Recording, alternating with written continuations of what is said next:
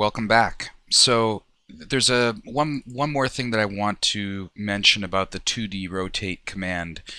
And to do this, I'm going to just go ahead and create a circle and then create a line that runs through the center of the circle pointing upwards. In some cases, you might know exactly how much you want to rotate by. So for instance, I'm going to start my rotate 2D command, and I want to rotate this line, and I'm going to rotate it around its endpoint. And let's say that I want to rotate this by, let's say I want to rotate it by a certain amount in this direction, let's say 30 degrees.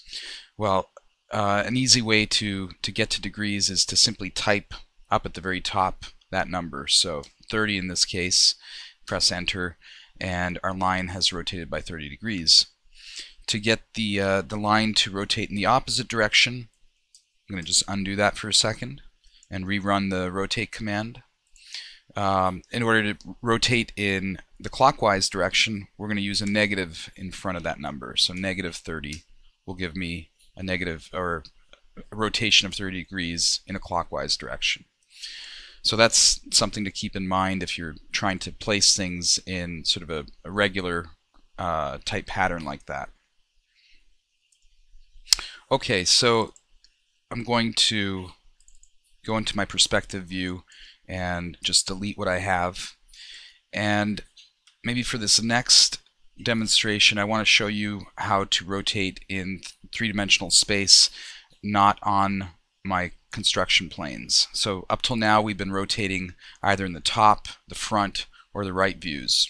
And so the rotation's always happening in this sort of XYZ orientation. What happens if I want my axis to not run through those planes perpendicularly? In other words, let's say for instance I'm going to create a box in my perspective view, and I want to be able to rotate this box from this corner through that corner down there. Well, instead of using my rotate 2D command, I'm going to use the rotate 3D command, and that's a right click. So starting that up shows me at the top rotate 3D, and it's going to run a lot like our 2D command. So I'm going to select the object, press enter, and then it's asking me for the start of the axis rotation. So I'm going to snap to, let's say, the end right here, and I'm going to snap to this end down here. And what I've done is specified the axis of rotation, and you can see that axis runs right through that object now.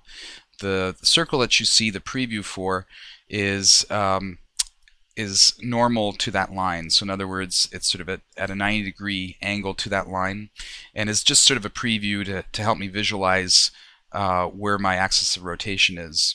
So at this point I'm ready to left click to start my rotation, and then left click again to end. And so I've just rotated through that object through those two corners. I'm going to undo that. And I'm going to go ahead and just create a line like that.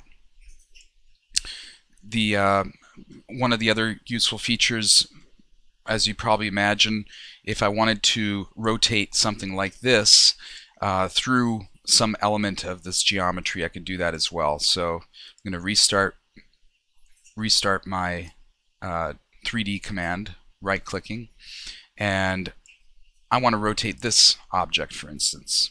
So press enter, and now it's asking me for the start of the rotation axis. And let's say this time I'm going to use a midpoint here. So I'm going to turn on my mid snap, and now I'm snapping to the mid of that edge.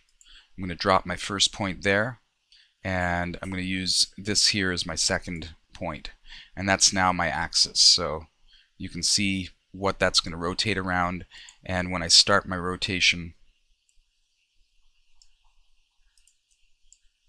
I've just rotated through that axis now. So that's how you would rotate things in 3 dimensions. Let's take a look at scaling next. So I'm going to get rid of that, go into my top view, And to scale, we're going to start with a rectangle. And the scale command is found right here. And I'm just going to left click and pull this out.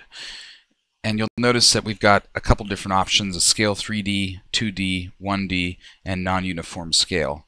We're going to start off with the scale 1D. So clicking on that, it's asking me for the object to scale. This is what I want to scale.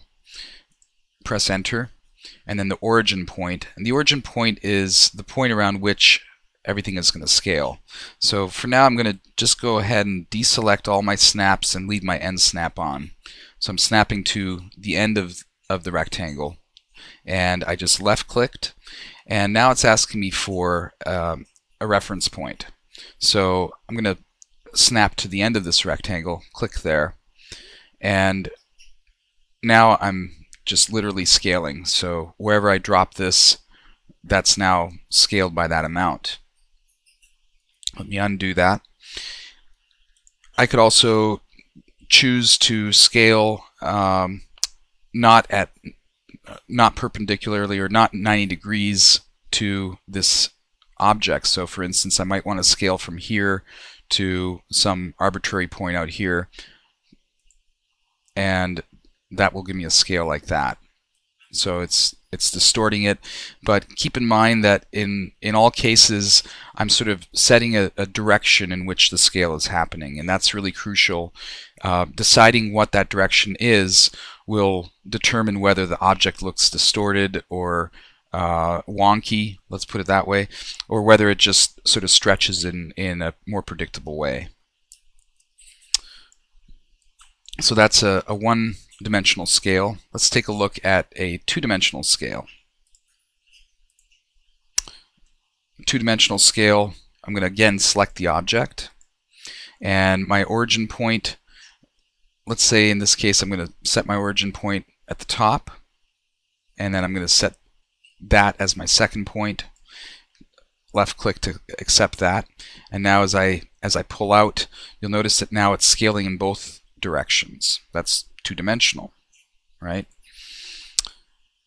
The three-dimensional scale we won't look at just yet. That we'll look at that when we get into object examples. So that's sort of how you would scale something looking at from the top view or one of the other plan views. Again, perspective will work in much the same way as the top view. You also have an option for scaling by a known amount. So if I were to start up my two-dimensional scale, for instance, and let's say in this case I don't want to scale it from this corner out, but I'm going to use the center instead. So I'm going to select my center snap and scale from that center. Whatever my origin point is the point from which everything is going to scale. So I'm going to just maximize this again. So now when I set my reference point and then pull out, everything is scaling around that point, right? And if I go in from that, I'm now decreasing in scale. Well, let's say that I want to scale this by 50%. I want to increase this, the length of this. I want to double that. I want to double that. I want to double everything essentially.